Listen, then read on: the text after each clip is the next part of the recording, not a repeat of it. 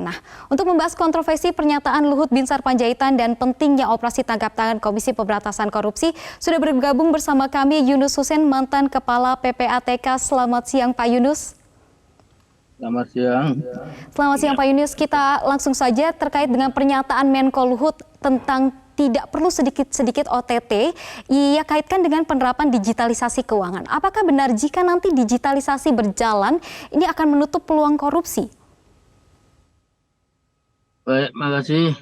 Jadi digitalisasi itu sendiri sekarang masih belum berjalan, terus terang saja. Dan korupsi itu sendiri bisa terjadi karena banyaknya kesempatan ya, dan niat terutama integritas dari para penyelenggara negara itu yang sangat diragukan. Kalau kita lihat korupsi itu pun sangat meluas, dari Sabang sampai Merauke, dari daerah sampai kantor pusat, di kalangan penegak hukum ya, hakim agung, di kalangan politisi, di kalangan dunia pendidikan, itu sangat luas. Bahkan kalau kita lihat Corruption Perception Index Indonesia dibanding dengan negara tetangga, kita skornya hanya 38. Timor Leste, negara yang baru kemarin sore saja, sudah 41 skornya, lebih baik dari Indonesia. Jadi kalau dibilang masih perlu apa enggak, sangat perlu OTT ini.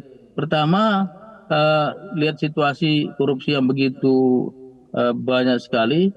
Kemudian OTT jangan lupa dia merupakan pintu masuk untuk melakukan perbaikan sistem seperti yang dikatakan oleh jubir KPK tadi. Jadi begitu ada OTT langsung ada perbaikan sistem ya, ada edukasi, sosialisasi, ada perbaikan. Nah, tapi tetap diperlukan. Kalau nggak ada OTT nanti perbaikan sistem tidak bergigi, nggak dianggap apa-apa sama para birokrasi terutama. Kemudian OTT ini sendiri juga menunjukkan bahwa penegak hukum itu sudah bekerja, ada di lapangan dan tidak tersandera oleh para koruptor, para pejabat yang melakukan korupsi itu sendiri ya. Jadi mereka sudah kelihatan bekerja, kemudian ya sudah tentu diharapkan ada efek jera dan deterrent effect dari OTT yang begitu banyak ya. Kalau dibilang investor tidak mau masuk Indonesia itu salah besar.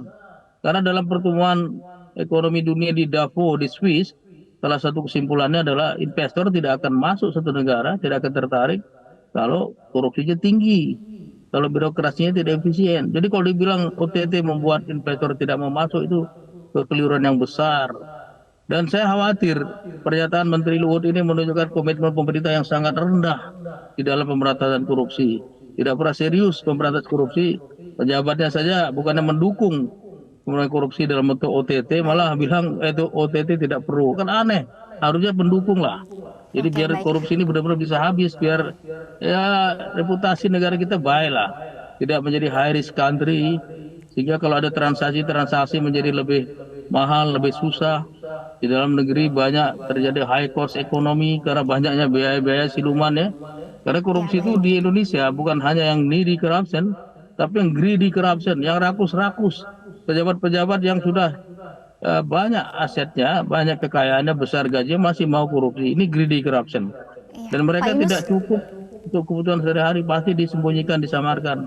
Lainlah tindak pidana baru yang namanya pencucian uang. Jadi kalau menurut saya ditanya perlu apakah perlu apa tidak OTT, kalau menurut saya sangat-sangat perlu sekali. Karena alasannya banyak sekali tadi ya.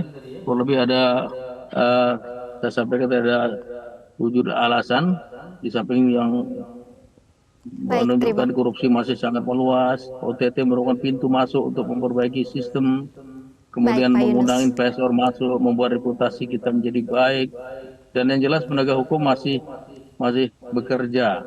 Dan kalau tidak ada OTT justru saya khawatir, padahal di dalam KUHP, Kitab Undang-Undang Hukum Acara Pidana di pasal 108 disebutkan di situ bahwa kalau di ayat 3 kalau Pak Yunus, mohon maaf dengan adanya keterbatasan waktu kita. Tindakan. Ya, saya kira cukup sekian Pak dari saya.